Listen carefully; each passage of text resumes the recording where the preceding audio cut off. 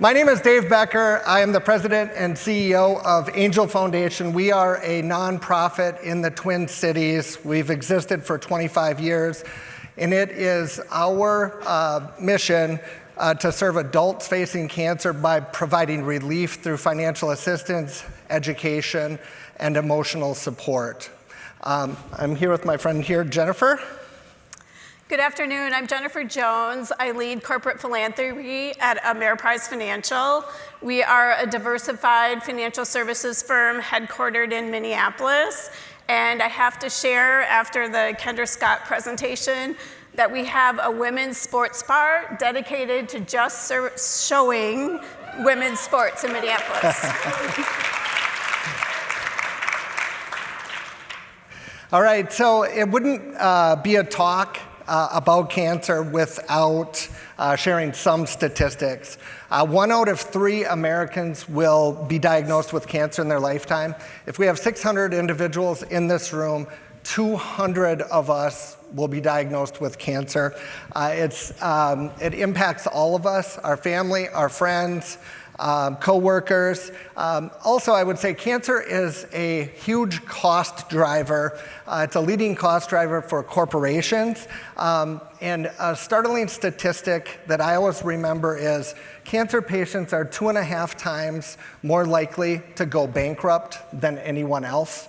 And that's why the conversation we're going to have today around financial toxicity and cancer is so very important. So we started a partnership, and this happened in 2020, and Jennifer will chime in as well. But we started a partnership around financial, we called it financial cancer care.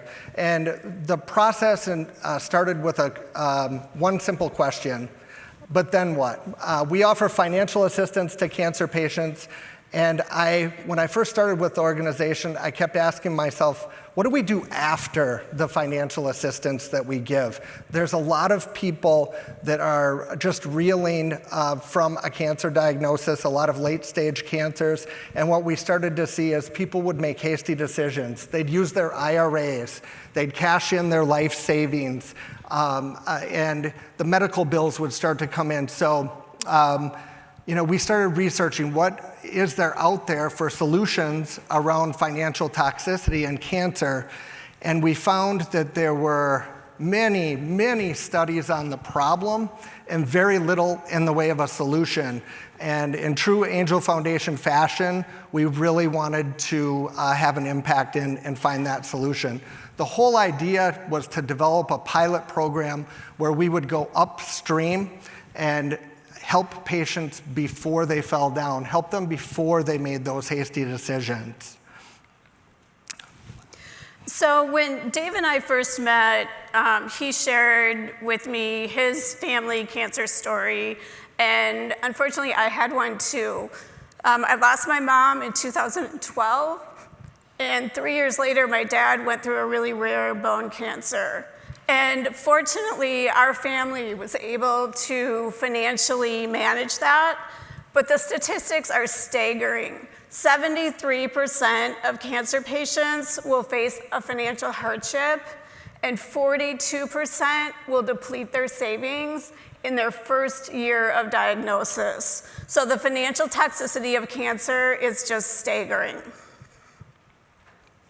So what was our approach? I'm going to talk about partnership. This is all about partnership, and there's a lot of good that is occurring here today. But what we heard from the patients was we need help with making financial decisions. And so we knew we needed some partnerships. We weren't a financial expert, and nor did we want to be, but we knew of this organization in Minneapolis called Ameriprise Financial. We had not met, but so that we put them on our list. We knew also that we wanted to create a pilot program that was evidence-based, which really meant we needed to prove our concept.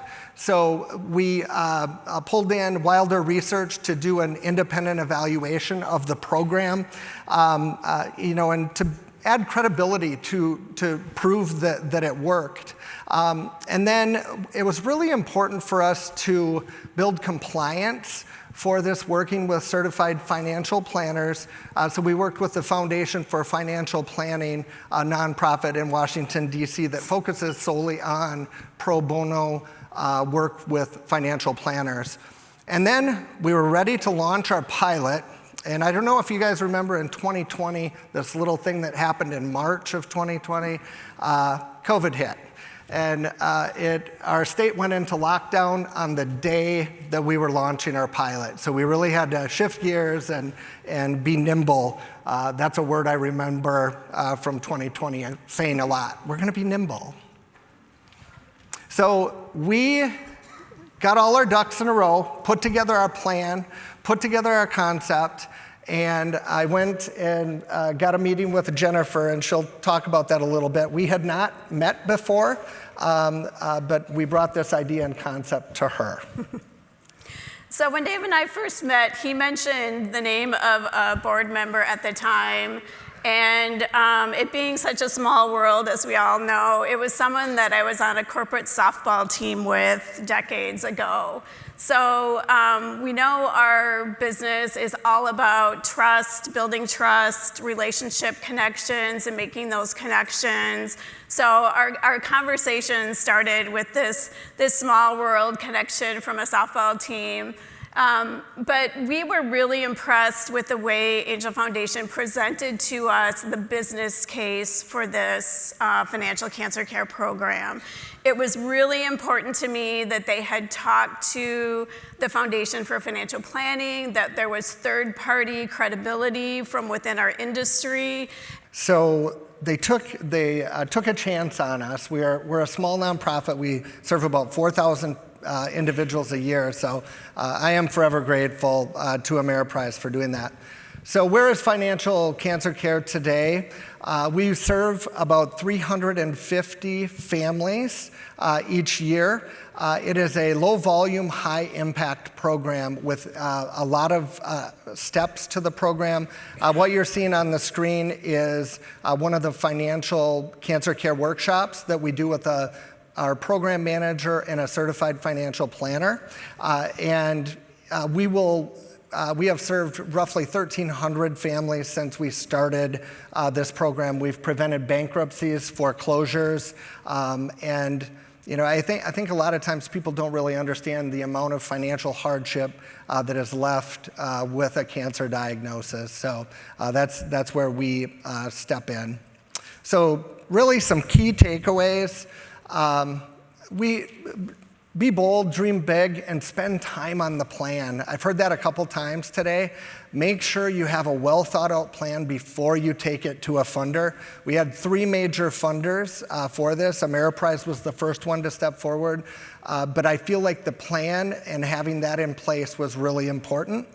Approaching partners who have skills that we can leverage and whose goals and values align with ours. That was really important for us to find a company that cared as much as we did, and we've been partnering ever since.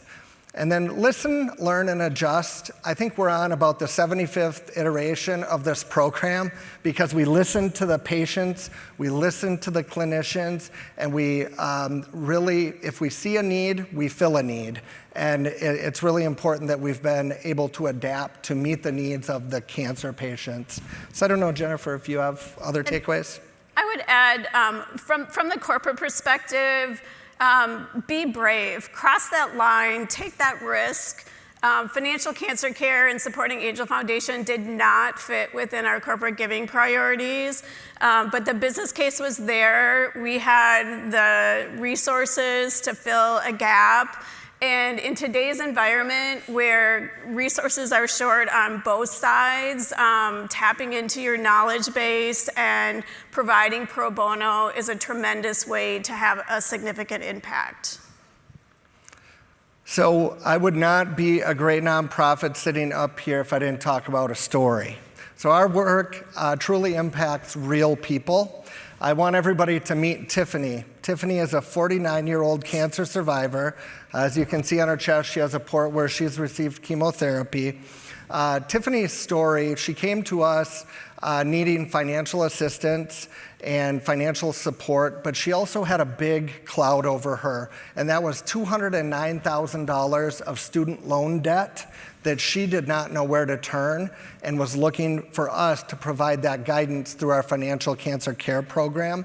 And the result of this, and this is hard to see, but I'll share, this is the actual statement she sent us where she was relieved of $209,000 of student loan debt. This was a quote that she shared. I just got this letter about a month ago, and it doesn't feel real. I emailed my financial advisor, Justin, at 1 a.m. I was so excited, and I just couldn't wait. So real people, real impact, and it's because of this wonderful partnership. Thank you. Thanks.